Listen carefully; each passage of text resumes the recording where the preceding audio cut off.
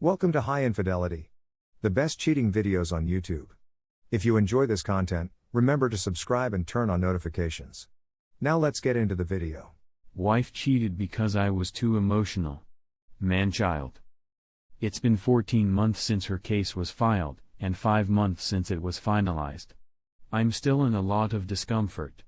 A lot of people, including myself, are seeking for answers as to where and why things went wrong.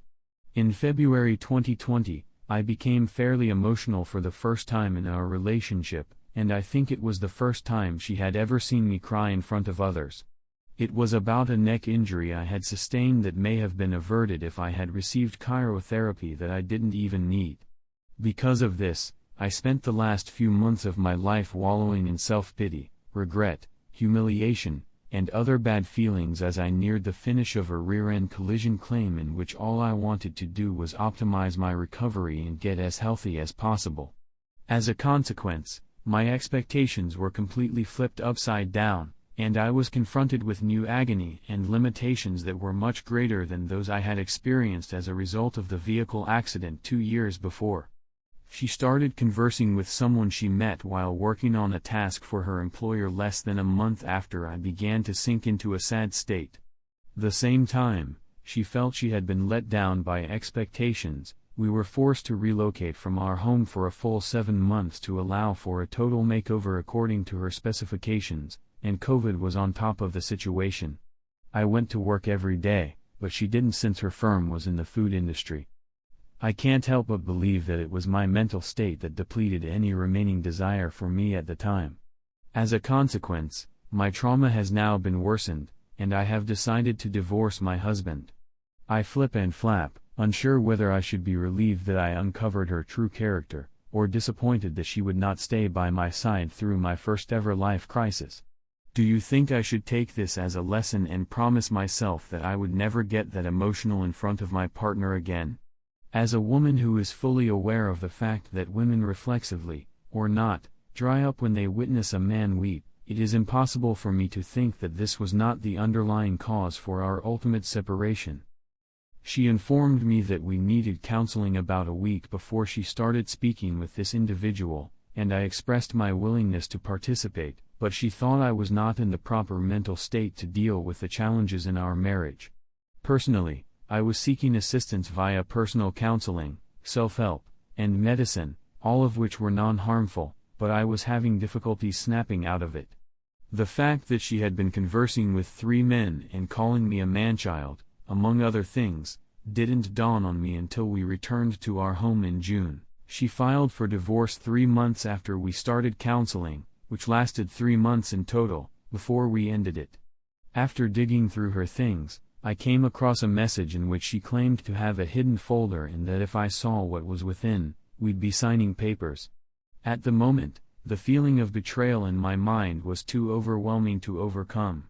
All in all, it was a depressing experience. We had a beautiful relationship for 11 years, and we were married for 6 years throughout that time. I loved her and cherish her much more now that she is gone.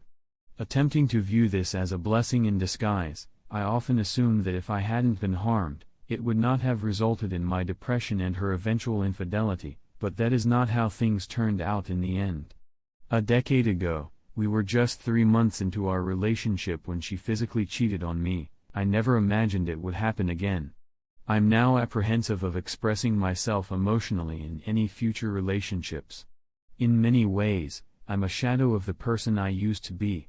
My life has altered considerably since I last wrote about it 2 years ago. Suicidal thoughts are rampant, and there is nothing left to live for. We didn't desire children and had a diverse variety of hobbies, so we didn't have any. Because they were all I had, I decided to keep the house and the 2 dogs. And my parents, even though I feel each of them has only 1 or 2 years left to live at this point. I'm now in therapy and have been on Zoloft for the last 3 weeks. I'm still having trouble getting rid of my ruminative thoughts and negative perspective. Story 2. Married for 19 years before my wife cheated on me. This is my first visit to Reddit. I'm looking forward to it. I'll be 75 years old in July, and I've seen a lot in my time.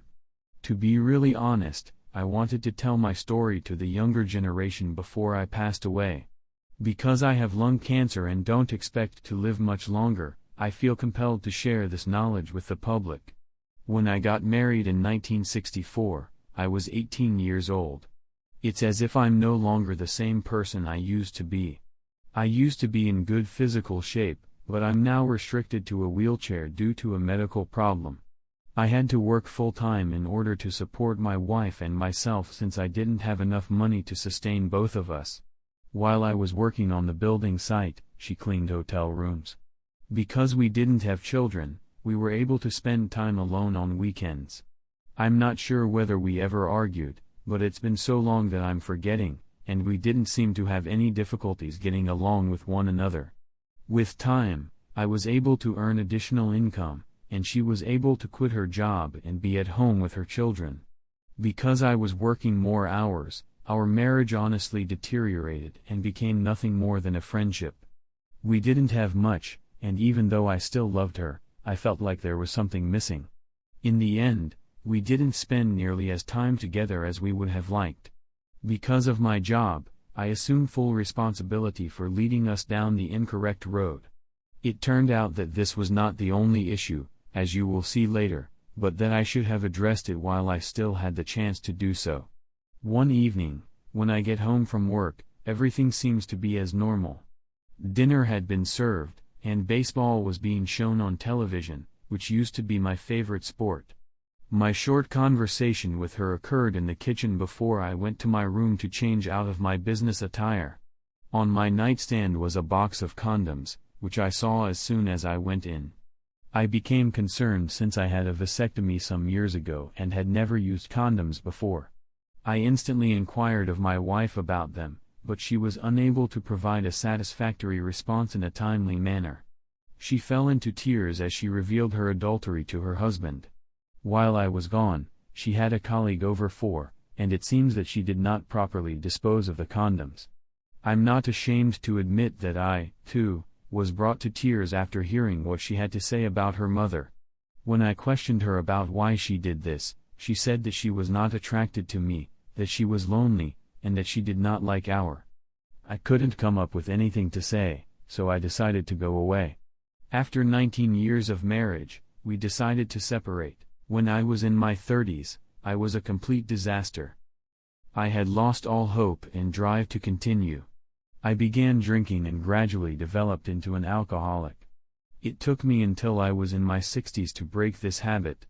I couldn't look in the mirror and see myself as a failure of a guy. I wanted to date again, but I was afraid that the same thing might happen. It never occurred to me that I was awful in bed, and I had no good responses. My skin began to wrinkle a little, particularly on the back of my legs, but I took care in keeping my figure for long, and I swore she loved it when I had throughout our marriage. I preserved my tough man persona into my 30s, and I still wore my bandana during, which she found appealing. I was a generous person who always went down on her when she asked. I utilized cock rings to keep erections going and could always climax extra hard, which was a fetish of hers. I couldn't do anything else if I tried my hardest. However, as time passed, I began to consider the thought that wasn't all that vital at an older age, and I began dating again approximately 5 years ago. We don't have an active life, but she assured me that nothing was wrong with me. I remarried last year, which made me very happy, but sadly, it was also the time when I was diagnosed with cancer. I've lost a lot of energy since then, and my new wife is the only one who keeps me going. We're attempting chemotherapy, but the outlook is grim.